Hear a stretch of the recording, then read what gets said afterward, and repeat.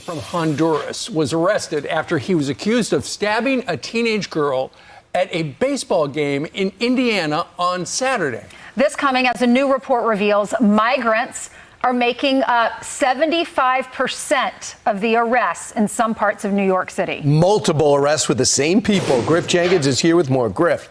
Yeah, good morning, guys. Look, the border crisis really hit home in the Midwest this weekend. Let's start there. Previously deported illegal immigrant from Honduras was arrested Sunday, authorities said, following an intense manhunt in Indiana after he was deemed a person of interest. Here he is. You see him, Dimas Gabriel Yanez, 26 years old.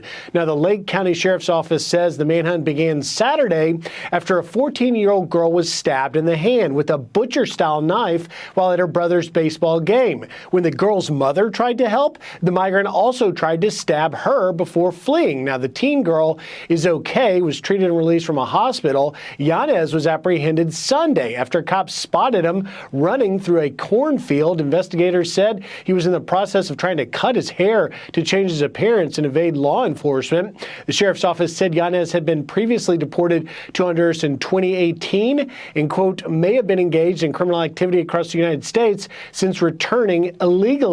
Meanwhile, as you mentioned, Ainsley, in New York, police sources tell the New York Post 75%, 3 out of 4 arrests in Midtown Manhattan for crimes like assault, robbery, domestic violence are migrants. In parts of Queens, they say the figure is more than 60%. And guess what? They blame sanctuary laws for the spike. And it's interesting to point out, Mayor Eric Adams has been calling on the city council to change those sanctuary laws, try and get it under control. And finally, if you dig a little deeper in this New York Post article, it talks about the rise of that Tren de Aragua, that dangerous Venezuelan gang that's taken a foothold in parts of the country like Aurora, Colorado, and in New York City. Remember, they were tied to the shooting of 2 NYPD officers. They say this threat is growing by the day.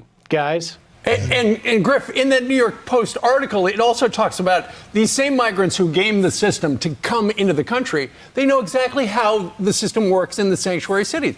They'll go steal some stuff. They know they're going to get arrested, but they'll be out in 15 minutes.